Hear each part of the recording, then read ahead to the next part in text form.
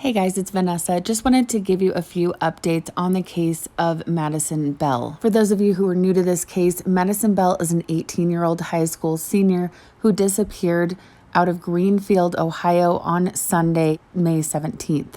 The daily searches for Maddie are ongoing, and as usual in these cases, the social media world is set ablaze with speculation. There is a $15,000 reward now being offered for any information on Madison's disappearance. After multiple searches for Maddie that have come up empty-handed, the FBI has now announced their involvement in the case. So for those who are catching up on this case, let's just touch over the basic facts of her disappearance before we go into the updates.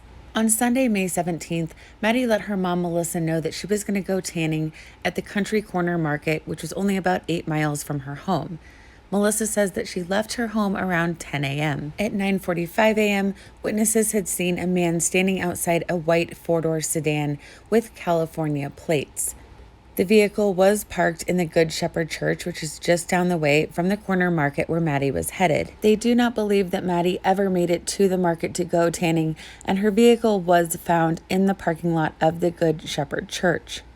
Her vehicle was found with the wheels cut sharply to the left, and the windows were rolled up. The car was unlocked. Her cell phone was found in the cup holder, which her boyfriend Cody says is unusual, and there were no signs of a struggle. And as we know, her keys were also left in the ignition. One interesting comment that I saw yesterday is that Maddie's mom, Melissa, said that she could have her bank card and ID on her, which would imply that those two things are missing. She was quick to clarify that there has been no activity on Maddie's bank account or her social media since Sunday. The white vehicle in question in the parking lot that was seen earlier by witnesses was seen turning left out of the church parking lot heading west. Unfortunately, we also know that the cameras in the church parking lot were dummy cameras and were not functioning. As we also learned yesterday, this is the vehicle that they are looking for in connection with Maddie's disappearance. Even though the cameras in the church parking lot were not working, the cameras in the Country Corner Market were. Those cameras were able to catch footage of the white vehicle and the man in the church parking lot, and I'm also assuming that's where the idea came that when he left the church parking lot, he turned left to head west. In some newer news, though, we do now have an image of a person of interest that has been circulating around. The Highland County Sheriff's Office put out this request for information, asking the public for help in identifying who this individual is. The Sheriff's Office just saying that this person may have information on the disappearance of Madison Bell. And the picture of this person does seem to line up with the description that Maddie's mom, Melissa, gave during her first emotional interview.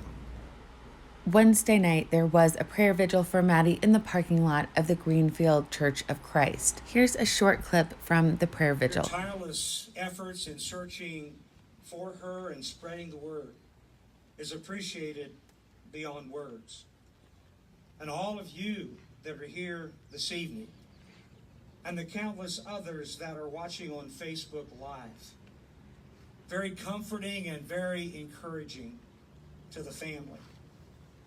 At last report, I know that there were over 1 million reaches on Facebook concerning this prayer vigil tonight. And so we can see all of the people that are here this evening, and a great testimony to our love for Maddie and also to her family. But also when you think about just thousands and thousands of others who are either watching this live or will watch it later on. Again, it has to be very encouraging to the family. And certainly your prayers and all acts of kindness and caring mean so much. I've seen a lot of comments about Maddie's dad, or a lot of questions, I should say, about Maddie's dad. And just to clarify, Maddie's dad has been actively looking for her with everyone else and has been extremely worried, just like her mother. He's just not as vocal as far as the social media groups or the media. But one of the reporters yesterday that's been following this case very closely did want to come out and clarify that. Now, as I say in every video, I realize that some people get upset with the case discussion and speculation that comes about with these cases. It happens in every case, and it's natural for people to want to discuss and speculate out of fear or anxiety or curiosity or anything, whatever drives it. There were a lot of interesting comments on my first video about Maddie, as far as people picking up on things or people having opinions on what could have possibly happened to her. It does look like they are taking this very seriously as far as a white vehicle. This post was in one of the Maddie groups, and it looks like they definitely are believing that this vehicle is the vehicle that Maddie left in. As you can see from this post in one of the groups, the woman says that she has moved to Ohio from California and does have a white sedan with California plates. She says that when they were at dinner, they had pounding on the door and their house was surrounded by investigators. So it does seem that that is the vehicle they are actively seeking in connection with her disappearance. Of course, with anything that you see in a group or on social media in general, I can't verify that this is true, but it was something that was reported and I thought was worth mentioning.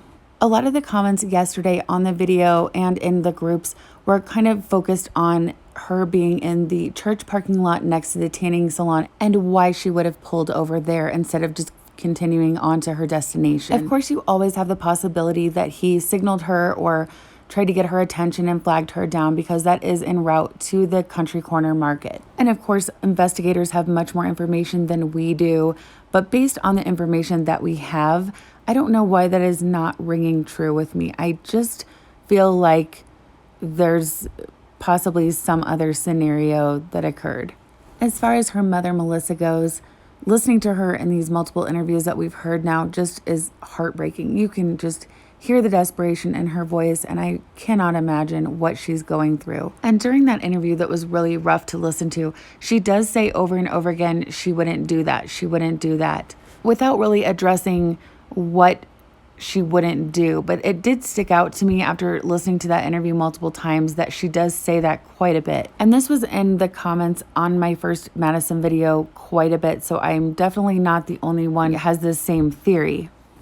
But when you put everything together with her not being at the tanning salon, being in the church parking lot, the fact that the day before she apparently fell asleep in the tanning bed, which could indicate that maybe she was late the day before. And then put that with the fact that this man was seen by multiple witnesses as being just kind of hanging around, loitering in that parking lot 15 minutes before she left the house. With those factors, it really does seem like it's a possibility that he may have been there waiting for her. Maybe they had some reason to meet up and that her car was there because that's where the prearranged meeting spot was. If that is what occurred, then you have the options of she either went willingly or something went wrong during the meeting and she was taken by force. If she was taken by force, that would explain why all of her stuff was left there and her keys were in the ignition. However, we all know that if we don't want to be tracked, then we don't bring our phone. And again, the fact that they said she does have her ID and bank card is interesting. The sheriff's office did confirm that they do have possession of Maddie's vehicle. They also said that they did not see any signs of foul play. The way they state this is just kind of vague. Are they hinting that they don't think there's foul play involved, or are they just simply stating that they didn't find any indications of foul play? I'm assuming that they've checked the tanning salon to see if she actually did go in and go tanning the day before and that she signed in, or if it's possible that she just said that she did. In addition to that, Highland County Sheriff Donnie Barrera issued a statement that although they are investigating all possibilities, he wanted to get a message to Maddie that if she is safe and okay, to please let someone know and that she would not be in trouble. There was another interesting comment made by Sheriff Donnie Barrera that I wanted to point out. He says that they're looking into it in two ways. First, they're treating it like the family wants it to be treated, basically saying that it's the family that thinks that there is foul play involved. And he says they're also looking at it as she might have left willingly. And he also alludes to the fact that they've been tipped off that that could be a possibility. And I am wondering if that might be something they got from one of her girlfriends. Maddie's mom, Melissa, did state that she couldn't find one of Maddie's shirts, and so she does believe that this is the shirt that Maddie could possibly have been wearing when she disappeared. This weekend, Texas EquiSearch Midwest will be joining in the searches for Maddie in Highland County. These are all the updates for now. Like I said, I will be following this case, so please don't forget to like, subscribe, and hit the bell so you'll be notified of all my upcoming videos.